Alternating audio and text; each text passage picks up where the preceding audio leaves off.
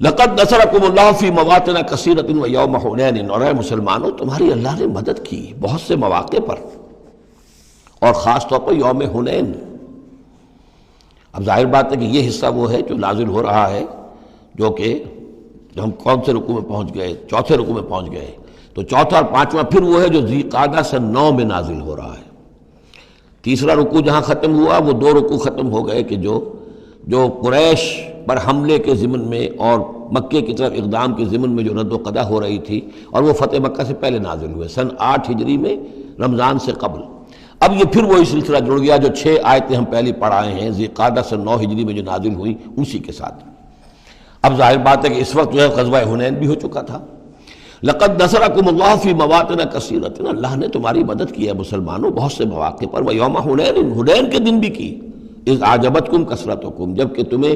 اپنی کثرت پر ناز ہو گیا تھا۔ اب یہ بھی یہ نہ سمجھیے کہ سب مسلمانوں کو ہو گیا تھا۔ حضور جب فتح مکہ کے وقت آئے ہیں مکے میں تو 10,000 مسلمان آپ کے ساتھ تھے۔ پھر اس کے بعد آپ نے جب طائف پر حملے کا فیصلہ کیا اور اس کے بعد آپ میدان میں نکلے اور حنین کی جنگ ہوئی ہے تو 12,000 کا لشکر آپ کے ساتھ تھا۔ 10,000 وہ تھے اور 2,000 یا تو وہ لوگ تھے جو فتح مکہ کے بعد ایمان لائے،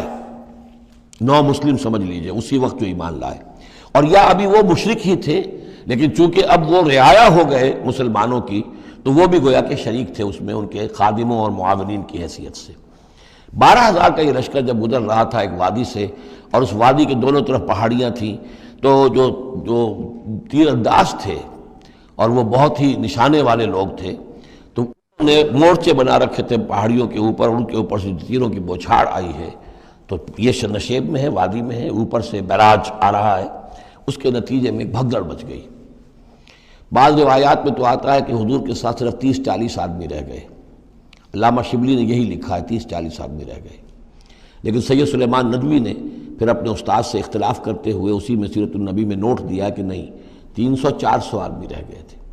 لیکن 300-400 آدمی بھی رہ جائیں 12,000 میں سے تو بھگدڑ بہت بڑی۔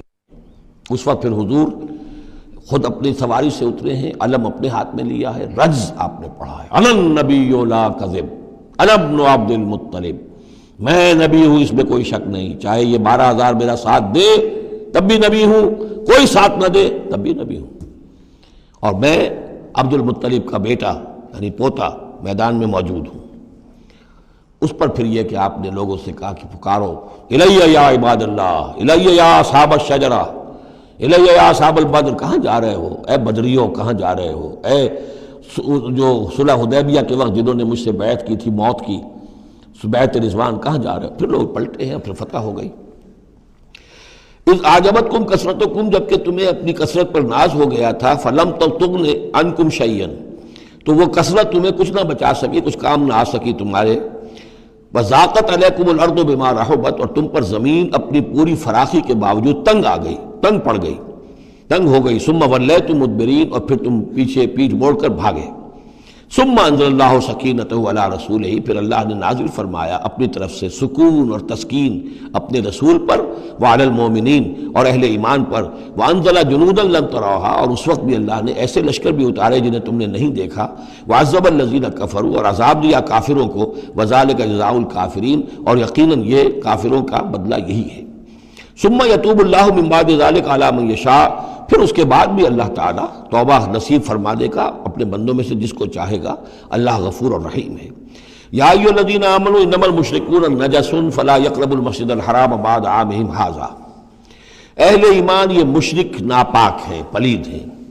تو اب یہ اس سال کے بعد مسجد حرام کے قریب نہ پھٹکنے پائیں۔ سن 9 کا حج جو ہے کھلا تھا مشرکین کے لیے بھی اور اہل ایمان بھی گئے، حضرت ابو بکر کی زیر امارت قافلہ حج مدینے سے گیا، حضور نہیں گئے، اسی میں اعلان یہ بھی کر دیا گیا اب آئندہ سال سے کوئی مشرک قریب نہیں آ سکے گا، نہ بیت اللہ کے، بیت الحرام کے، نہ حج کے لیے آ سکے گا۔ لا یقرب المسجد الحرام بعد عامہم ھذا، اس سال کے بعد اب وہ قریب نہ پھٹکے مسجد حرام کے۔ وَإِنْ خِفْتُمْ عَيْلَةً، اب اندازہ ہوا ہوگا کہ یہ تو آتے تھے لوگ تو ہماری آمدنی ہوتی تھی، حاجی آتے تھے، قربانیاں کرتے تھے، کچھ اور نظریں چڑھاتے تھے، چڑھاوے چڑھاتے تھے تو ہماری آمدنی ہوتی تھی۔ وَإِنْ خِفْتُمْ عَيْلَةً اگر تمہیں فقر کا اندیشہ ہو فَسَوْفَ يُغْنِيكُمُ اللَّهُ مِنْ فَضْلِهِ تو ان قریب اللہ تعالیٰ تمہیں غنی کر دے گا اپنے فضل سے انشاء اگر وہ چاہے گا. ان اللہ علیم الحکیم، یعنی اتنی آئیں گی غنیمتیں تمہارے پاس کہ تم سے سنبھالی نہیں جائیں گی. حضور کے انتقال کے بعد چند سال کے اندر سلطنت فارس اور سلطنت روما اور وہاں سے جو سیلاب آیا ہے مال غنیمت کا، تو حضور نے تو یہی فرمایا تھا کہ اے مسلمانوں، اس دنیا سے جاتے ہوئے آپ نے فرمایا تھا کہ مجھے تم پر فقر کا اندیشہ نہیں ہے، مجھے تو اندیشہ اب یہ ہے کہ تم پر دولت کے انبار آ جائیں گے تمہارے قدموں میں، اور پھر تم اس دولت کی وجہ سے ایک دوسرے کی گردنیں مارو گے. ان اللہ علیم الحکیم قاتل الذین لا یؤمنون باللہ ولا بالیوم الآخر ولا یحرمون ما حرم اللہ ورسولہ ولا یدینون دین الحق من الذین اوتوا الکتاب حتی یعطوا الجزیۃ عن ید وہم صاغرون. یہ آیت بھی فلسفہ دین کے اعتبار سے بہت اہم ہے. جنگ کرو ان لوگوں سے جو نہ ایمان رکھتے ہیں اللہ پر نہ یوم آخر پر، جو حرام نہیں ٹھہراتے جس کو اللہ اور اس کے رسول نے حرام ٹھہرایا، اور نہ قبول کرتے ہیں دین حق کی تابع داری من الذین اوتوا الکتاب ان لوگوں میں سے کہ جن کو کتاب دی گئی تھی،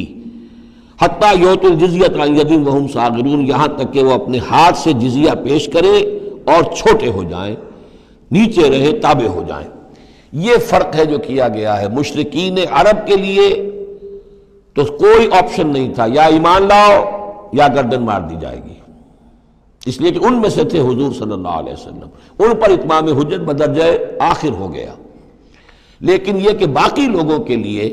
نصارہ اور یہود کے لیے بھی، اور اسی کے تابع بقیہ پوری نوع انسانی ہے، تمام انسان، پھر فارس کے لوگ تھے یا ہندوستان کے لوگ تھے یا اور تھے، ان سب کے لیے قانون یہی رہا ہے. کسی کے لیے یہ چیلنج نہیں ہے کہ تم یا ایمان لاؤ یا قتل کر دیے جاؤ گے، اس کے بعد کسی کے لیے نہیں. یہ خاص وقت تھا اس قوم کے لیے اس عذاب کا کہ جس قوم نے ایک رسول کی دعوت کو رد کیا تھا. اب اس کے بعد کوئی رسول ہے بھی نہیں،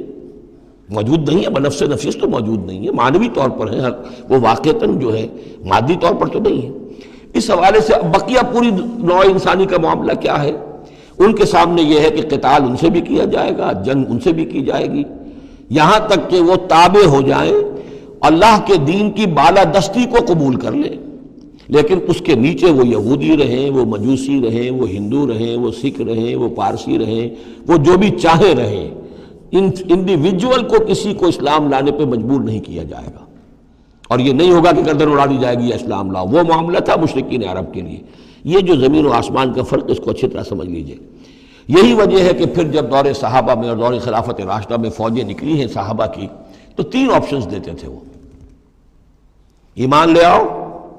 تم ہمارے برابر کے ہو جاؤ گے، تمہارے حقوق ہمارے حقوق برابر، ہم یہ بھی نہیں کہیں گے ہم سینئر ہیں تم جونیئر ہو، تمہارے حق کا برابر، بالکل برابر. اگر ایمان نہیں لاتے تابع داری اختیار کرو، جزیہ دو، اور اسلامی ریاست کی بالادستی قبول کرو. پھر تم یہودی رہو، مجوسی رہو، عیسائی رہو، نصرانی رہو، جو چاہو رہو، ہندو رہو، بدھ مت کے رہو، جو چاہو رہو. اگر یہ بھی نہیں گوارا، گویا کہ تم باطل کے نظام کو قائم رکھنا چاہتے ہو، تو پھر تیسرا آلٹرنیٹو تلوار آئے گی میرے اور ہمارے تمہارے درمیان فیصلہ کرے گی، آ جاؤ میدان جنگ میں. 3 آپشنز. ان کے لیے، مشرکین عرب کے لیے بھی 3 آپشن بن گئے تھے 2 ہی، یا ایمان لاؤ یا قتل کر دیے جاؤ گے. تیسرا آپشن یہ تھا کہ جزیرہ نما عرب چھوڑ کر جہاں چاہو بھاگ جاؤ، یہاں نہیں رہ سکتے اب. لیکن یہ اس میں امپلائڈ تھا نہیں، کلیئر نہیں تھا، اسپیلٹ آؤٹ نہیں تھا.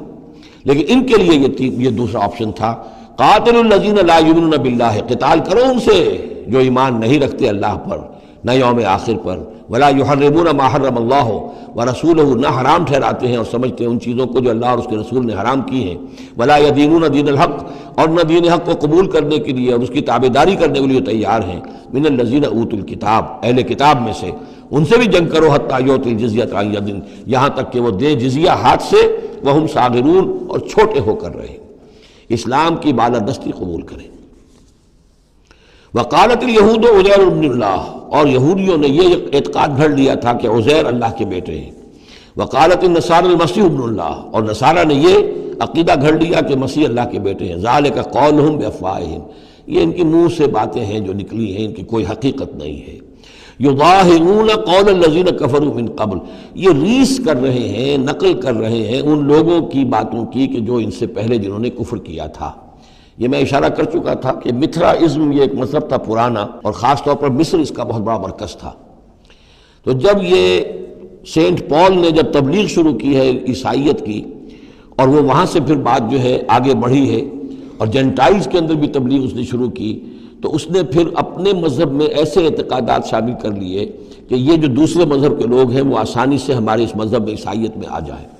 تو جو تثلیث مصر میں پہلے سے موجود تھی اسی تثلیث کے نام بدل دیے۔ مصر میں تثلیث تھی God the father, Horus the son of God, and Isis the God mother. تو اللہ خدا اور ایک خدا کی ماں وہ جو آئسس دیوی یعنی اور خدا کا بیٹا، تو اللہ اور عیسیٰ اور مریم، یہ پہلی تثلیث تھی ابتدائی کی جو بنی ہے۔ God the father, Horus the son of God, and Isis the God mother. تو انہوں نے ان کی نقالی کی ہے، اس نقالی میں انہوں نے یہ تثلیث ایجاد کر دی ہے۔ قاتلہم اللہ انا یوفکون، اللہ تعالیٰ انہیں قتل کرے، ہلاک کرے، یہ کہاں سے بچلائے گئے ہیں۔ اتخذوا احبارهم ورهبانهم اربابا من دون اللہ۔ دوسری جو سب سے بڑی گمراہی ہوئی عیسائیوں میں وہ یہ ہے کہ انہوں نے اپنے احبار اور رہبان کو بھی رب بنا لیا اللہ کے سوا۔ اب یہ جو ہے اس پر اعتراض کیا تھا، اعتراض نہیں سوال کیا تھا حضرت عدی ابن حاتم نے، جو مشہور ہیں حاتم طائی، بہت بڑے جو سخی تھے، وہ تو خیر فوت ہو چکے تھے حضور کی بعثت سے قبل، اور وہ عیسائی تھے۔ ان کے بیٹے تھے یہ عدی ابن حاتم، یہ ایمان لے آئے، لیکن ایک روز انہوں نے حضور سے پھر یہ کہا کہ حضور یہ بات کچھ سمجھ میں نہیں آئی، قرآن کہتا ہے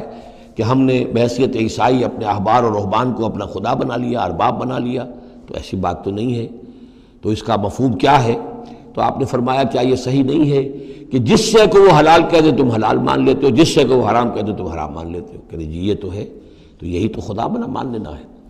یعنی قانون سازی کا حق اللہ کو حاصل ہے، یہاں پوپ صاحب کو پورا اختیار ہے، جو چاہے فیصلہ کر دے۔ تو 2000 سال تک تو حضرت مسیح کو سولی دینے کا الزام یہودیوں پر رہا، اب آ کر اچانک انہوں نے ایک ڈیکری، ایک فرمان کے ذریعے سے بری کر دیا، تاریخ کو بدل دیں، حرام کو حلال کر دیں، حلال کو حرام کر دیں۔ یہی ہمارے ہاں بھی ایک پوپ ہوتے ہیں، یہ جو ہمارے یہاں اسماعیلی ہیں، ان کا جو امام حاضر ہے وہ معصوم ہے، اور وہ جس چیز کو چاہے حلال کر دے، جس چیز کو چاہے حرام کر دے۔ انہوں نے بھی شریعت ساقط کی ہوئی ہے، اسماعیلیوں پر شریعت نہیں ہے۔ ایک اسماعیلی وہ ہے جو ہنزا وغیرہ میں رہتے ہیں، ان کے ہاں شریعت ہے، یہ پرانے اسماعیلی ہیں کہ جو باہر سے آ کر یہاں پر آباد ہوئے تھے۔ ایک یہ گجرات کے علاقے میں آ کر جب اسماعیلیوں نے اپنی تبلیغ کی ہے تو انہوں نے وہی کیا جو سینٹ پال نے کیا تھا، شریعت ساقط کر دی۔ اور جو ہندوؤں کا عقیدہ تھا اس کے اندر 9 اوتار تھے، 9 اوتار آ چکے ہیں دنیا میں اللہ کے، ان کا کہ حضرت علی 10ویں اوتار ہیں، 10م اوتار، وہ 10م اوتار ان کے عقیدے میں شامل ہو گیا، اور جو ان کا امام حاضر ہے اسے پورا اختیار حاصل ہے، شریعت کی جس چیز کو چاہے منسوخ کر دے، جو چیز چاہے حرام قرار دے دے، جو چیز چاہے حلال قرار دے دے، یہ ہے دین۔ تو اتخذوا احبارهم ورهبانهم، تو یہ تو گویا کہ خدا ہی بنا لیا، یہ اختیار تو خدا ہی ہے۔ اربابا من دون اللہ، انہوں نے اللہ کے سوا ان کو بھی رب بنا لیا ہے۔ والمسیح ابن مریم، اور مسیح ابن مریم کو تو پوچھتے ہیں۔ وما امروا الا لیعبدوا الہا واحدا، انہیں نہیں حکم دیا گیا تھا مگر اس بات کا کہ وہ پوجیں صرف ایک الہ کو، لا الہ الا ہوا، نہیں ہے کوئی معبود اس کے سوا، سبحانہ عما یشرکون، وہ پاک ہے اس سے کہ جو شرک یہ کر رہے ہیں۔ یریدون ان یطفئوا نور اللہ بافواہہم، یہ چاہتے ہیں کہ اللہ کے نور کو بجھا دیں اپنے منہ کی پھونکوں سے۔ وَيَأْبَى اللَّهُ إِلَّا أَن يُتِمَّ نُورَهُ وَلَوْ كَرِهَ الْكَافِرُونَ، اور اللہ کو ہرگز منظور نہیں ہے مگر یہ کہ وہ اپنے نور کا اتمام فرما کر رہے، چاہے یہ کافروں کو کتنا ہی ناگوار ہو۔ هُوَ الَّذِي أَرْسَلَ رَسُولَهُ بِالْهُدَى وَدِينِ الْحَقِّ لِيُظْهِرَهُ عَلَى الدِّينِ كُلِّهِ، وہی تو ہے جس نے بھیجا ہے اپنے رسول کو صلی اللہ علیہ وسلم الہدا اور دین حق دے کر، تاکہ غالب کرے اسے کل کے کل دین پر، کل نظام زندگی پر، وَلَوْ كَرِهَ الْمُشْرِكُونَ، خواہ یہ مشرکوں کو کتنا ہی ناگوار ہو۔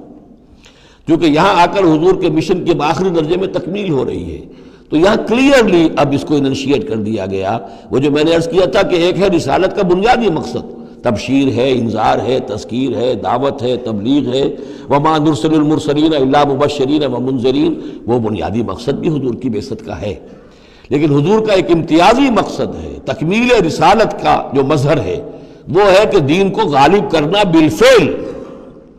یہ جوڑا جو 2 آیتوں کا ہے یہ بالکل اسی ترتیب کے ساتھ یہ جوڑا سورہ صف میں بھی آیا ہے۔ دوسری آیت تو جو کہ تو ہے، ایک شوشے کا فرق نہیں، هو الذی ارسل رسولہ بالہدی ودین الحق لیظہرہ علی الدین کلہ ولو کرہ المشرکون۔ اس پر تو 24 صفحے کا میرا ایک مقالہ ہے جو لکھا ہوا ہے،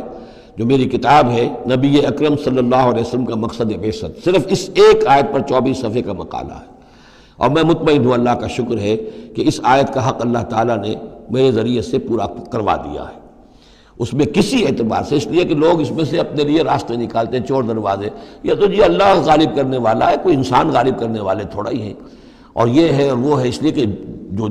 آدمی کام چور ہے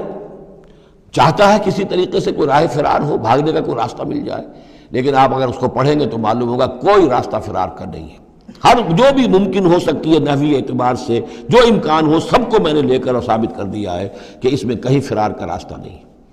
البتہ پہلی آیت میں تھوڑا سا فرق ہے، وہ آیت جو ہے وہاں ہے یریدون لیطفئوا، یہاں ہے ان یطفئوا، بس اتنا فرق ہے۔ بافواہہم یریدون لیطفئوا نور اللہ بافواہہم، یریدون ان یطفئوا نور اللہ بافواہہم، وہاں ہے واللہ متم نورہ ولو کرہ الکافرون، یہاں ہے ویابی اللہ الا ان یتم نورہ ولو کرہ الکافرون۔ یہ تو چاہتے ہیں کہ اپنے منہ کی پھونکوں سے، جس کو کہ پھر مولانا ظفر علی خان نے خوب اس کی تعبیر کی ہے، نور خدا ہے کفر کی حرکت پہ خندہ زن، پھونکوں سے یہ چراغ بجھایا نہ جائے گا۔ تو یہ جو چاہتے ہیں کہ اپنی منہ کی پھونکوں سے، اور اس میں ایک طرح کا طنز ہے، یہودی چونکہ سامنے آ کر مقابلہ نہیں کر رہے تھے تو یہ ایسے تھا کہ منہ کی پھونکوں سے بجھانا چاہ رہے ہیں، صرف سازشیں ہیں ان کی، اور جو بھی یہ کر رہے ہیں کبھی سامنے آ کر انہوں نے جنگ نہیں کی۔ یریدون ان یطفئوا نور اللہ بافواہہم واللہ متم ویابی اللہ الا ان یتم نورہ ولو کرہ الکافرون هو الذی ارسل رسولہ بالہدی ودین الحق لیظہرہ علی الدین کلہ ولو کرہ المشرکون یا ایھا الذین آمنوا ان کثیرا من الاحبار والرہبان لَيَأْكُلُونَ أَمْوَالَ النَّاسِ بِالْبَاطِلِ وَيَصُدُّونَ عَنْ سَبِيلِ اللَّهِ وَالَّذِينَ يَكْنِزُونَ الذَّهَبَ وَالْفِضَّةَ وَلَا يُنْفِقُونَهَا فِي سَبِيلِ اللَّهِ فَبَشِّرْهُم بِعَذَابٍ أَلِيمٍ۔ یہ آیت بھی بہت اہم ہے،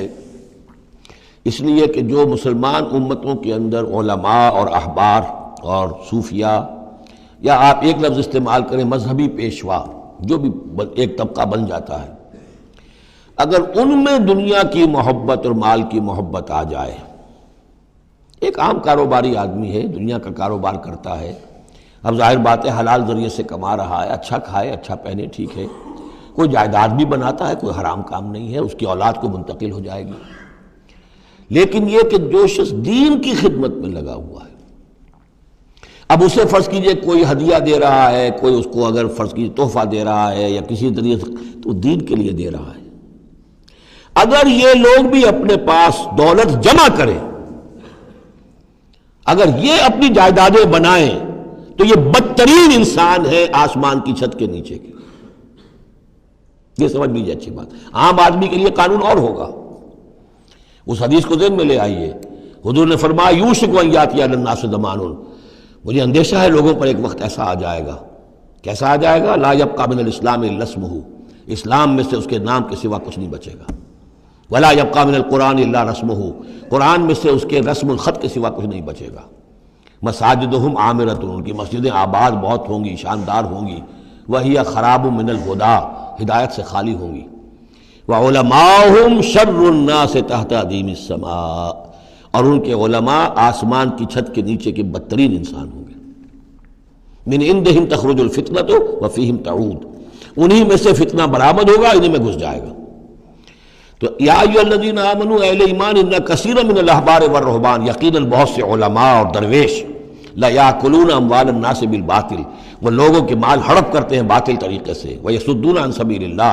اور وہ روکتے ہیں لوگوں کو اللہ کے راستے سے، والذین، اور کوئی نئی دعوت اٹھی ہے، کوئی اللہ کا بندہ جو ہے لوگوں کو دین کی طرف بلا رہا ہے، یہ اپنی مسندیں جب خطرے میں دیکھتے ہیں تو نہیں چاہیں گے کہ ہمارے عقیدت مند جو ہے وہ کسی بھی ایسی دعوت کی طرف رخ کریں اور متوجہ ہو جائیں۔ ان کی جائیدادیں بن رہی ہیں، بڑے بڑے ایسٹس بنا رہے ہیں، جب مرتے ہیں تو چھوڑ کر جائیدادیں جاتے ہیں، ان کی اولادوں کے پھر آپس میں مقدمے ہوتے ہیں، جھگڑے ہوتے ہیں۔ فرمایا والذین یکنزون الذھب والفضة، اور وہ لوگ کہ جو دفینے بناتے ہیں، جمع کرتے ہیں اپنے پاس سونا اور چاندی، ولا ينفقونها فی سبیل اللہ، اور وہ خرچ نہیں کرتے اس کو اللہ کی راہ میں، فبشرهم بعذاب علیم، تو ان کو بشارت دے دیجیے عذاب علیم کی، دردناک عذاب کی۔ یوم یحمى علیہا فی نار جہنم، جس دن کہ ان کو تپایا جائے گا ان چیزوں کو جہنم کی آگ میں، فتقوا بہا جباہہم، اور اسی سونے اور چاندی کو تپا تپا کر اس سے پھر داغے جائیں گے ان کے ماتھے بھی، وجنوبہم اور ان کے پہلو بھی، وظہورہم اور ان کی پیٹھیں بھی، ھذا ما کنزتم لانفسکم، یہ ہے جو تم نے کنز کیا تھا اپنے لیے، جو دولت جمع کی تھی، جو خزانے بنائے تھے، فذوقوا ما کنتم تکنزون، تو اب مزہ چکھو اس کا جو تم نے کنز بنایا تھا۔ یا ایھا الذین آمنوا ان کثیرا من الاحبار والرہبان لیأکلون اموال الناس بالباطل ویصدون عن سبیل اللہ والذین یکنزون الذہب والفضة ولا ينفقونها فی سبیل اللہ فبشرہم بعذاب علیم۔ اس آیہ مبارکہ کے بارے میں یہ نوٹ کر لیجئے کہ اس آیت کے حوالے سے حضرت ابوذر غفاری رضی اللہ تعالیٰ عنہ کی رائے قائم ہو گئی تھی کہ سونا اور چاندی اپنے پاس رکھنا مطلقاً حرام ہے۔ جو لوگ کہ سونا اور چاندی اپنے پاس رکھتے ہیں، جمع کرتے ہیں، گاڑھتے ہیں، ان کو کنز بناتے ہیں، خزانہ بناتے ہیں، اس کے لیے تو یہ رائے اگرچہ ان کی صحیح نہیں تھی، اس لیے کہ جو دین کا عام قانون ہے وہ یہ ہے کہ انسان حلال ذریعے سے کمائے، اس میں سے جو وہ خرچ کرے اللہ کی راہ میں وہ ٹھیک ہے، اس کو اس کا اجر ملے گا۔ اگر وہ کچھ رکھتا ہے اپنے پاس تو وہ حرام نہیں ہے، بلکہ پھر یہ کہ وہ اس کی اولاد کو منتقل ہو جائے گا، قانون وراثت ہوگا۔ اگر اپنے پاس کچھ رکھنا ہی نہ ہو تو پھر وراثت کس چیز میں ہوگی؟ اس لیے قانون تو وہی ہے، البتہ یہ ہے کہ وہ جو کہا گیا ہے کہ اللہ کی راہ میں خرچ کرو، خرچ کرو، خرچ کرو، کتنا کرو، قل العفو، تو یہ ایک روحانی تعلیم ہے، اخلاقی تعلیم ہے کہ جمع نہ کرو، اللہ کی راہ میں خرچ کر دو۔ البتہ جو مال بھی آپ نے جمع کیا ہے، آپ نے حلال ذریعے سے کمایا تھا اور اس کی زکوٰۃ بھی آپ نے ادا کر دی ہے، تو وہ مال آپ اپنے پاس رکھ سکتے ہیں، خواہ وہ سونے اور چاندی کی شکل میں ہو۔ چنانچہ اسی پر پھر فیصلہ ہوا حضرت عثمان کے زمانے میں، اور چونکہ حضرت ابوذر غفاری اس پر اڑے ہوئے تھے اور اس سے ایک فتنہ پیدا ہو رہا تھا مسلمانوں کے اندر، ایک اختلاف، تو پھر حضرت ابوذر غفاری کو حضرت عثمان نے حکم دے دیا تھا کہ وہ مدینے سے باہر چلے جائیں۔ وہ پھر ایک صحرا میں کسی جگہ پر کٹیا ڈال کر رہتے تھے۔ میرے نزدیک اس آیت کا اصل محل اور مقام جو ہے اس کو سمجھنا چاہیے، اور وہ ہے ان لوگوں سے متعلق ہے یہ مسئلہ جو دین کا کام کرتے ہیں، احبار ہیں، رہبان ہیں۔ یہ لوگ اپنا وقت، اپنی صلاحیتیں، اپنی قوتیں لگاتے ہیں دین کے لیے۔ عام لوگوں کا معاملہ اور ہے، وہ کاروبار کر رہے ہیں، کوئی پروفیشن ہے، کوئی اپنا اور بزنس ہے، اس کے حوالے سے ان کے پاس آمدنی ہو رہی ہے۔ انہیں جو بھی آمدنی ہو رہی ہے وہ اللہ کے دین کی وجہ سے ہو رہی ہے۔ یہ اپنے پاس اگر رکھتے ہیں اور اپنا جائیدادیں بناتے ہیں اور دولت بناتے ہیں اور اپنے لیے پھر وہ اپنی نسلوں کے لیے اس کو وراثت میں منتقل کرتے ہیں، تو ان کے اوپر یہ آیت بعین ہی انہی الفاظ میں اس کا انطباق ہوگا، اس لیے کہ یہ سارا معاملہ احبار اور رہبان کے حوالے سے ہو رہا ہے۔ اس آیت کا سیاق اور سباق جو ہے کہ ظاہر بات ہے کہ ان کے لیے جو بھی کچھ ہے، یہ لٹمس ٹیسٹ یہ ہے، ہاں آپ اپنی ضرورت پوری کریں، جیسے حضور نے اپنی ضرورتیں پوری فرمائی، ازواج مطہرات کو بھی نان نفقہ دیتے تھے آپ اسی بیت المال میں سے، آپ اپنے عزیزوں کے ساتھ بھی کوئی حسن سلوک کرتے تھے تو وہیں سے کرتے تھے۔ کبھی بیت المال خالی ہے تو فاقہ بھی آ رہا ہے، لیکن ضرورتیں پوری کریں، جائیداد بنا کر نہ چھوڑ کر جائیں۔ یہ جو معاملہ ہے کہ اس کو جمع کیا جائے اور پھر وہ جائیداد بنے، میرے نزدیک آج بھی اگر آپ جاننا چاہیں علماء حق کون ہیں اور علماء سو کون ہیں، تو لٹمس ٹیسٹ یہ ہے، جو شخص اپنے دینی کیریئر کے نتیجے میں پھر جائیداد بنا کر اور دولت چھوڑ کر مرا ہو، وہ علماء سو میں سے لا محالہ، اس میں کسی شک و شبے کی گنجائش نہیں۔ میں اسے لٹمس ٹیسٹ کے طریقے سے بیان کر رہا ہوں۔ یوم یحمى علیہا فی نار جہنم فتکوی بہا جباہہم وجنوبہم، جس دن کہ ان کو تپایا جائے گا اس سونے اور چاندی کو جہنم کی آگ میں، اور پھر داغے جائیں گے ان سے ان کے پیشانیاں بھی اور ان کی پسلیاں بھی اور ان کی پیٹھیں بھی۔ ھذا ما کنزتم لانفسکم، یہ ہے وہ جو تم نے اپنے لیے جمع کیا تھا،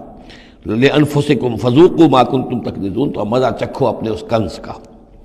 ان عدت الشہور عند اللہ 12 شہرا، اللہ کے ہاں مہینوں کی تعداد 12 ہے، فی کتاب اللہ، اللہ کی شریعت میں، اللہ کے قانون میں، تکوینی بھی اور تشریعی بھی۔ یوم خلق السماوات والارض، جس دن سے کہ اللہ تعالیٰ نے پیدا کیا آسمانوں اور زمین کو، منہا اربعۃ حرم، ان میں سے 4 مہینے ہیں محترم، جن کو کہ اشہر حرم کہتے ہیں، جن میں جنگ وغیرہ جو ہے وہ جائز نہیں تھی۔ ذالک الدین القیم، یہ ہے سیدھا دین، ہمیشہ کا ضابطہ اور قانون۔ فلا تظلموا فیہن انفسکم، تو ان کے معاملے میں اپنے اوپر ظلم نہ کرو۔ وہ ظلم کیا کرتے تھے؟ قریش کی اپنی مصلحت ہوئی کہ کوئی مہم انہیں کوئی لڑائی کا معاملہ ہے ان کے درپیش ہے، وہ کہتے تھے اس سال یا شرع حرم فلاں کی بجائے فلاں مہینے ہوں گے، وہ کیلنڈر کو الٹ پھیر کرتے رہتے تھے کہ اس مرتبہ جو ہے یہ عمرے کے لیے مہینہ رجب کا نہیں ہوگا، فلاں ہوگا۔ اس حوالے سے وہ کیلنڈر جو تھا ڈسٹربڈ تھا، لیکن ہوا ایسا ہے قدرت خداوندی سے کہ جس سال آپ نے آخری حج کیا ہے، حجۃ الوداع، تو اس سال وہ ساری جو غلطیاں ہوتی ہیں اس کے بعد وہ جو اس کا مجموعی اور آخری نتیجہ یہ تھا کہ صحیح جگہ پر وہ کیلنڈر آ گیا تھا۔ اسی لیے حضور نے اپنے خطبہ حجۃ الوداع میں کہا ہے کہ استدار الزمان کہیئتہ یوم خلق اللہ السماوات والارض، یہ زمانہ اور یہ کیلنڈر جو ہے، تقویم جو ہے، یہ پورا چکر لگا کر ساری غلطیوں اور ترمیموں میں سے ہو کر اب ٹھیک اسی جگہ پر پہنچ گئی ہے جس مقام پر کہ اللہ نے، جس تقویم پر کہ اللہ تعالیٰ نے آسمان اور زمین کو پیدا کیا تھا، اور آج کے بعد سے ان مہینوں کے اندر کوئی الٹ پھیر نہیں ہو سکے گا۔ وَقَاتِلُوا الْمُشْرِكِينَ كَافَّةً كَمَا يُقَاتِلُونَكُمْ كَافَّةً، اور مشرکوں سے بھی جنگ کرو ایسے ہی سب کے ساتھ جیسے کہ وہ تم سے جنگ کرتے ہیں، جڑ کر ہل حال میں اور جمع ہو کر۔ وَاعْلَمُوا أَنَّ اللَّهَ مَعَ الْمُتَّقِينَ، اور جان لو کہ اللہ تعالیٰ جو ہے متقین کے ساتھ ہے۔ إِنَّمَا النَّسِيءُ زِيَادَةٌ فِي الْكُفْرِ، یہ جو مہینے کو ہٹا دینا تھا ادھر سے ادھر، یہ پھیر دینا جو ہے اشر حرم کا، یہ بڑھائی ہوئی بات ہے کفر کی۔ يُضَلُّ بِهِ الَّذِينَ كَفَرُوا، اس کے ذریعے سے گمراہ ہوئے ہیں وہ لوگ جنہوں نے کفر کیا۔ يُحِلُّونَهُ عَامًا، حلال کر لیتے ہیں اس مہینے کو ایک سال، وَيُحَرِّمُونَهُ عَامًا، اور ایک سال اسے حرام قرار دے دیتے ہیں۔ لِيُوَاطِئُوا عِدَّةَ مَا حَرَّمَ اللَّهُ، تاکہ تعداد پوری کر لیں اس کی جو اللہ نے حرام ٹھہرائے ہیں۔ 4 مہینے حرام ہیں آگے پیچھے پھیر کر، لیکن تعداد پوری کر دی۔ فَيُحِلُّوا مَا حَرَّمَ اللَّهُ، اس کا نتیجہ کیا نکلتا ہے کہ جو اللہ کی طرف سے محترم مہینہ تھا وہ ان کے حساب سے، ان کی غلطی سے پھر وہ حلال ہو جاتا ہے، پھر حلال کر لیتے ہیں وہ مہینہ جو اللہ نے حرام کیا ہے۔ زُيِّنَ لَهُمْ سُوءُ أَعْمَالِهِمْ، اسی طریقے سے ان کے جو برے اعمال ہیں ان کے لیے مزین کر دیے گئے، کھبا دیے گئے ان کی نگاہوں میں۔ وَاللَّهُ لَا يَهْدِي الْقَوْمَ الْكَافِرِينَ، اور اللہ کافروں کو ہدایت نہیں دیتا۔ یہاں وہ 5 رکوع ختم ہوئے ہیں کہ جن کا تعلق ہے نبی اکرم صلی اللہ علیہ وسلم کی بعثت خاصہ الی اہل العرب، اس کی تکمیل ہو گئی، اس کے مقاصد پورے ہو گئے، اس کے ضمن میں آخری احکام دے دیے گئے۔ اب جہاں سے جو شروع ہو رہا ہے 6 رکوع سے، یہ میں نے آپ کو بتایا تھا کہ یہ غزوہ تبوک کا مسئلہ ہے، اس کا پس منظر بھی بیان کر چکا ہوں۔ سن 6 میں صلح حدیبیہ ہوئی، حضور صلی اللہ علیہ وسلم نے اس کے بعد آپ اپنے پیغامبر، ایلچی، اپنے خطوط، نامہ ہائے مبارک بھیجے۔ باقی جگہوں پر جو ہوا سو ہوا، لیکن ایک شخص نے کہ جو رئیس بصرہ تھا، شرحبیل بن عمرو غسان کا، اور یہ تھا رومن امپائر کے تابع، ان کا باج گزار تھا، اس نے حضور کا جو وہاں گیا تھا نامہ بر خط لے کر گئے تھے حضرت حارث ابن عمیر ازدی رضی اللہ تعالی عنہ، انہیں قتل کر دیا، شہید کر دیا۔ سفیر کا قتل جو ہے وہ گویا کہ اعلان جنگ ہوتا ہے، لہذا حضور نے ایک لشکر تیار کیا، 3000 مسلمانوں کو جمع کیا، حضرت زید ابن حارثہ کو ان کے اوپر امیر بنایا، اور لشکر بھیجا موتا کی طرف۔ یہ جنگ موتا ہوئی ہے سن 8 میں، جمادی الاولیٰ سن 8 میں جنگ موتا ہوئی ہے۔ اس میں ہوا یہ کہ وہاں سے رومیوں کا لشکر آ گیا 1 لاکھ کا، اور مسئلہ یہ پیدا ہوا کہ اب ہمیں مقابلہ کرنا چاہیے یا نہیں، لیکن مسلمانوں نے کہا کہ ہم تو شہادت کے شائق ہیں، شہادت ہے مطلوب و مقصود مومن، نہ مال غنیمت نہ کشور کشائی۔ تو جنگ ہوئی، نتیجہ یہ ہوا کہ حضرت زید بن حارثہ بھی شہید ہوئے۔ پھر حضور نے پہلے ہی بتا دیا تھا کہ اگر وہ شہید ہو جائیں تو پھر جعفر ابن ابی طالب جو حضور کے چچا داد بھائی تھے حضرت جعفر طیار، پھر وہ ہوں گے کمانڈر، انہوں نے چارج لیا، وہ بھی شہید ہو گئے۔ ان کے بعد حضور نے فرمایا تھا کہ عبداللہ ابن رواحہ انصاری ہوں گے، انہوں نے چارج سنبھالا، وہ بھی شہید ہو گئے۔ پھر آخر کار حضرت خالد ابن ولید نے خود اپنے ہاتھ میں کمان سنبھالی، اور کسی طریقے سے وہ اپنے اس لشکر کو بچا کر لے آئے۔ تو یہ صورتحال ہوئی جنگ موتا کی۔ اس کے بعد نبی اکرم صلی اللہ علیہ وسلم نے پھر اعلان عام کیا کہ اب میں خود جاؤں گا، اور اب وہ جنگ تبوک کا مسئلہ ہوا کہ اب تمام مسلمان، ہر صاحب ایمان کے لیے میرے ساتھ نکلنا ضروری ہے، ہم تبوک تک جائیں گے۔ تبوک آخری سرحد تھی کہ جو رومن امپائر جہاں سے شروع ہو جاتی تھی، یہ حجاز کا آخری شہر ہے، مدینے سے جہاں تک میرا اندازہ ہے کوئی 300 350 میل شمال میں ہے، اور بڑا سخت جو ہے صحرا درمیان میں آتا ہے، شدید گرمی کا موسم تھا، شدید گرمی کا موسم، تب طویل سفر، ادھر فصل تیار تھی کہ کھجوریں پکی ہوئی تھی، اگر انہیں اتاریں گے نہیں وقت پر تو ضائع ہو جائے گی، اور اگر سب مرد چلے جاتے ہیں تو عورتیں تو کھجوریں نہیں اتار سکتی، کیونکہ کھجور کا اتارنا جو ہے پھل کا وہ آسان کام نہیں ہوتا۔ یہ سارے ایسے امتحانات جمع ہو گئے کہ اس کے لیے اہل ایمان کا بھی آخری امتحان ہو گیا، جس کے نتیجے میں جو منافقین تھے ان کا گویا کہ تش تش بام ہو گیا، ان کا معاملہ، ان کی کمزوریاں، ان کی خباثتیں کھل کر سامنے آ گئیں۔ تو یہ یوں سمجھیے کہ یہ 11 رکوع منافقین کے موضوع پر قرآن مجید کا آخری مقام اور ذروۂ سنام ہے۔ جیسے کہ اس سے پہلے سورہ نساء کے اندر بہت بڑا حصہ جو ہے، تقریباً نصف سورت جو ہے وہ متعلق تھی منافقین سے ہی، یہاں پر بھی یوں سمجھیے کہ یہ 11 رکوع جو ہیں وہ بہت سے مضامین اس میں آئیں گے، لیکن یہ کہ ایک جو درمیان میں یوں سمجھیے کہ جو دھاگا ہوتا ہے جس میں موتی پروئے ہوئے ہیں، ان میں وہی منافقین کا مضمون ہے۔ تو اس میں یہ ہے کہ آپ کو معلوم ہے کہ حضور 30,000 کا لشکر لے کر گئے تھے، اور اس میں وہاں جا کر ہرقل اگرچہ موجود تھا، ہیرکلیس، لیکن اس نے مقابلے میں آنے کی جرت نہیں کی۔ وہ پہچان چکا تھا کہ یہ اللہ کے رسول ہیں، اور میں اگر براہ راست ان کے مقابلے میں آؤں گا تو مار کھا جاؤں گا۔ حضور وہاں مقیم رہے، وہاں کے آس پاس کے لوگ آئے، انہوں نے معاہدے کیے، اپنی سرحدوں کو آپ نے محفوظ کیا، اور پھر آپ واپس آ گئے۔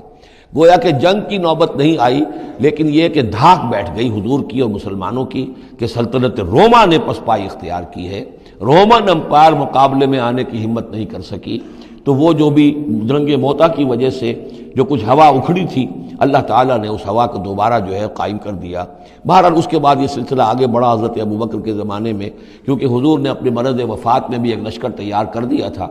اور زید ابن حارثہ رضی اللہ تعالیٰ عنہ کے بیٹے حضرت اسامہ ابن زید کو اس کا سربراہ مقرر کیا تھا۔ جب آپ کا انتقال ہوا ہے تو وہ لشکر تیار تھا۔